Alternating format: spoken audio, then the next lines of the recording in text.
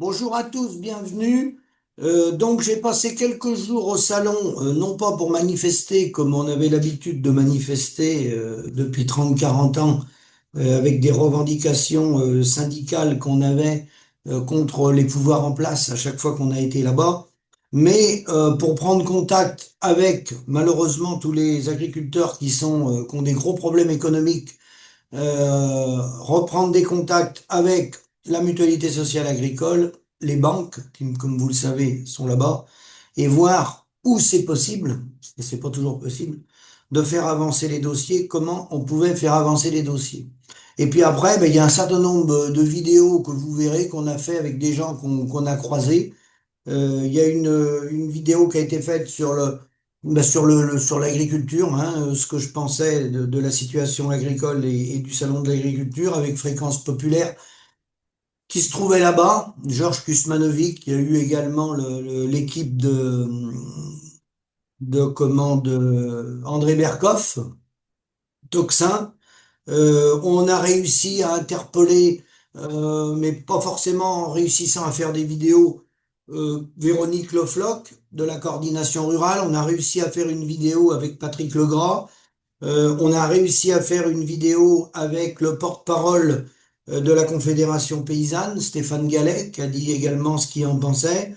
Un sénateur de l'Ille-et-Vilaine, Benoît Biteau, un député européen, et puis d'autres, des gens qui mettent en avant les produits, parler de la solution, parler des solutions.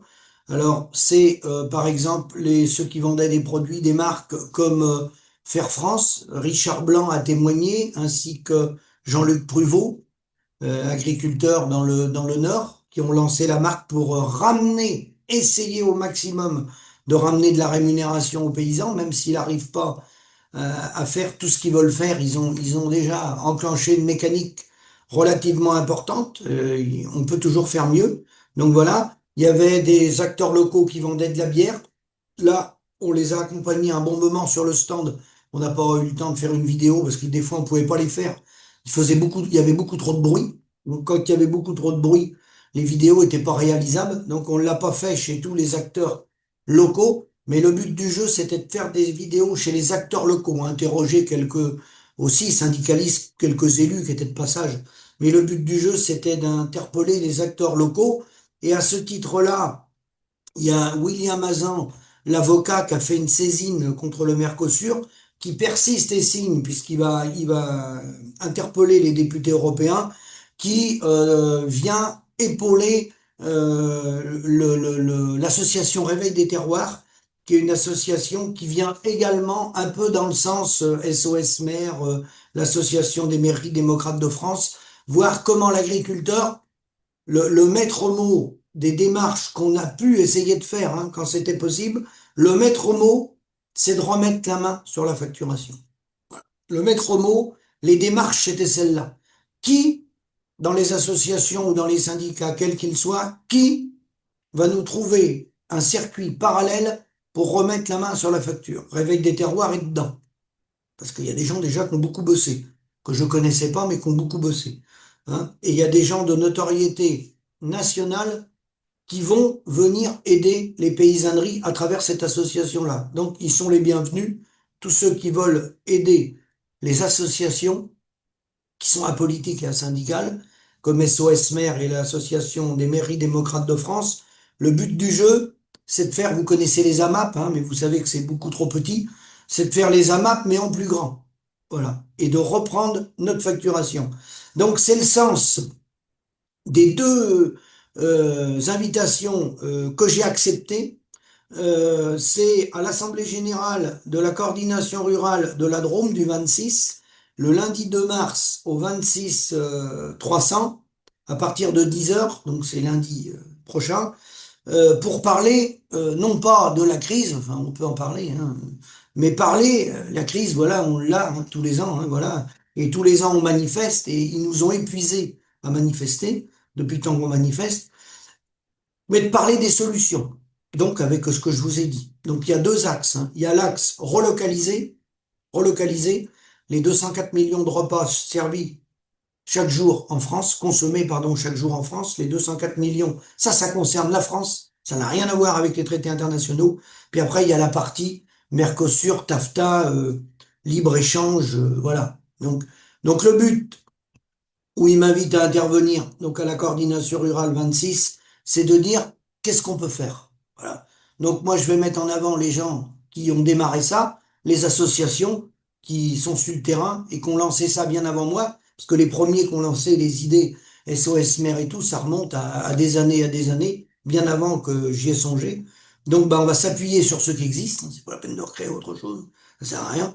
Et dans le même sens, la coordination rurale 28, dans le même style, vendredi 6 mars, je serai présent à partir de 17 heures au 28 480 Beaumont-les-Hôtels.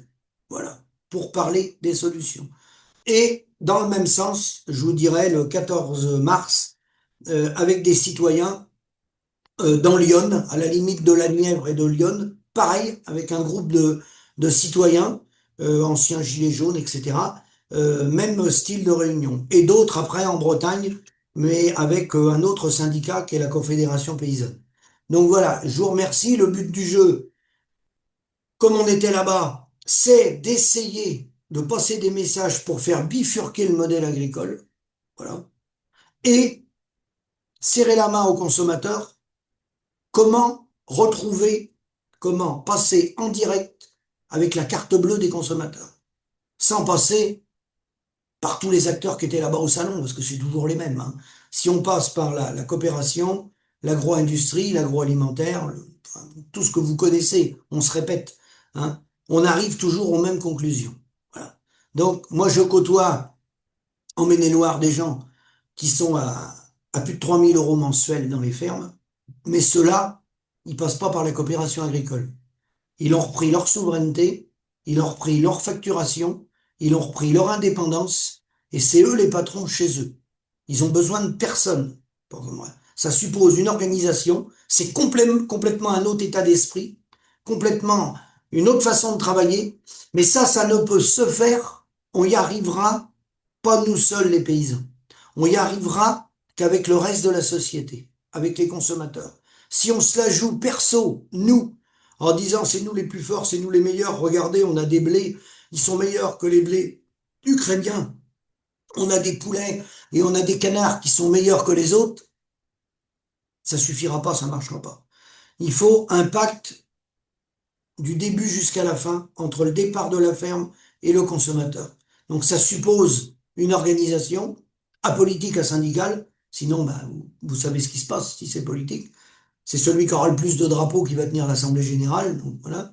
Donc on passera plus d'énergie à défendre la structure politique qu'à défendre la vente des poulets. Donc c'est la raison pour laquelle on est parti avec ces associations-là, où, faut bien le dire aujourd'hui, que ce soit dans Réveil des terroirs ou dans les autres associations, il y a bien plus de gens extérieurs au monde agricole que d'agriculteurs, hein. Il n'y a pas beaucoup d'agriculteurs impliqués dans le truc, hein. Donc je vous invite à, à écouter ce qui va se dire dans les semaines à venir. Et puis je vous dis à bientôt.